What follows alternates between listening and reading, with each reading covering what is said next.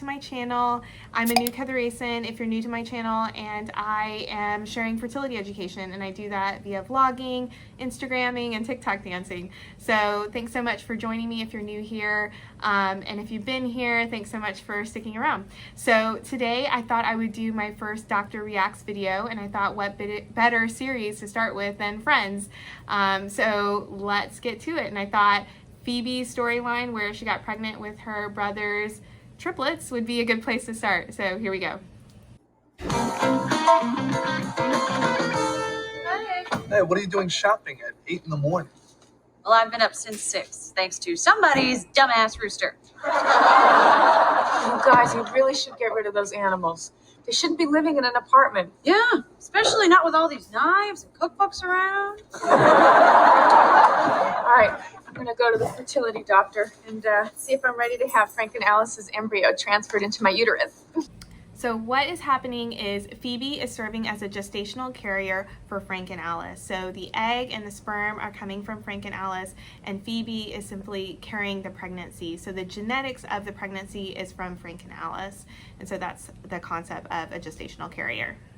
Now, how will they know if you're ready? Oh, they're just gonna look and see if my endometrial layer is thick. Oh, I can check that for you. Okay, everyone, think thick. Good luck. So what is happening is preparation for the embryo to be put back into Phoebe's uterus. And so this is called a frozen embryo transfer cycles. And there is a few ways to do it. You could do a controlled frozen embryo transfer cycle where the patient will take estrogen, and the estrogen will thicken the lining, and then we'll monitor that thickness to determine when the patient's ready to proceed with the next steps towards transfer.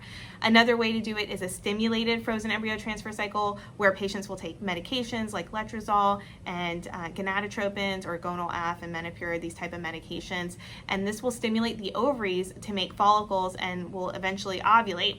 But we're still monitoring the thickness. That's still kind of the primary component that we are concerned about. Another way to do it is natural cycle frozen embryo transfer cycle. So there are a few ways to do it, but regardless of which way, we still want to monitor the thickness of the lining. So she's going in to get that lining check and see how thick her lining is to see if she can move forward with the next steps towards transfer.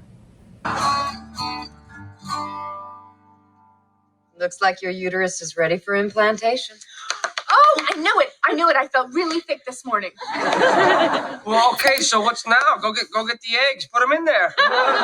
So it looks like that they're performing the embryo transfer on the same day that they're doing the monitoring visit for the lining thickness, and that is not actually how we do it. So we will monitor the lining for the appropriate thickness. Once we reach that appropriate thickness, we will start progesterone, and then we'll perform the embryo transfer on the 6th day of progesterone. So it's actually 6 days later. So this is not all going to happen on the same day, like I think they're kind of trying to describe here in this scene. Okay, it'll take just a little while to prepare the embryos. Embryos?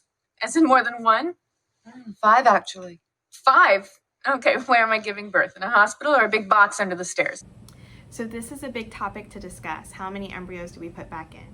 So nowadays, we do a lot of PGT, which stands for pre-implantation genetic testing. And what this is screening the embryos to determine which embryos are genetically normal, and then only putting back those genetically normal embryos back in. This has significantly increased success rates, which is why if a patient has PGT, the recommendation is to put one embryo back in at a time, regardless of the woman's age. Now, if the embryos are untested, ASRM, which is the American Society of Reproductive Medicine, has specific guidelines on how many embryos to put back in based on the woman's age and her prognostic factors, if they're favorable or not. So I'm assuming in Alice's case that she was on the older side, perhaps over the age of 41 or 42, that her prognostic factors were poor, and that's why they're having a discussion like this. But again, nowadays we do a lot of PGT, and we generally put one embryo back in at a time because of that. Back when this was filmed, PGT was not as common, so they were more likely putting back untested embryos. We do 5 because that gives you a 25% chance that at least one will attach. That's it? 25%? That means that it's like 75% chance of no baby at all? Yeah, you know, I was thinking, what are the odds like if like you stuff like 200 of them in there? Sweetie, now, she's a woman, not a gumball machine. Okay, well, you know what? Don't worry, you guys, because I'm going to do this as many times as it takes to get it right. So. Well, see, the thing is, we kind of only have one shot. It costs $16,000 each time you do this. So, we're kind of using all the money we have to do it just this one time. Whoa! That's a lot of pressure on me and my uterus. The success rates with IVF in this particular situation is hard to comment on because we don't have more information. And success rates with IVF are going to vary couple to couple. And two of the primary considerations in determining success rates are the woman's age and her ovarian reserve. And so without knowing this information, it's again hard to comment on the success rates, but this is not the general success rate with IVF. It will vary based on the couple and her age and her ovarian reserve.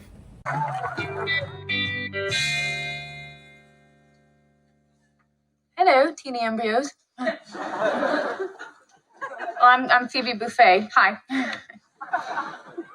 I'm hoping to be your uterus for the next 9 months. You should know that we're doing this for Frank and Alice, who you know, you've been there. They want you so much. So when you guys get in there, really grab on.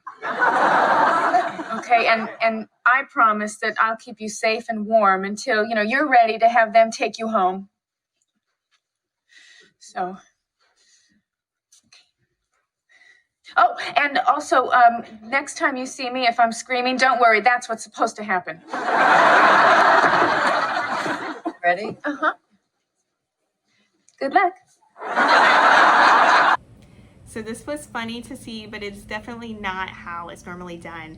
So just to kind of generally take you through how a transfer procedure goes. So the woman will come in, she'll go into the procedure room or the operating room. We'll do our verification of the embryo and the patient, and so will the embryologist, and then we'll proceed with the procedure. So the patient during the procedure will be getting abdominal ultrasound. So it's basically doing the procedure under ultrasound guidance. So we can watch the catheter come in, and also so that we know that we're injecting in the right place. So we aim for a certain distance away from the top of the uterus.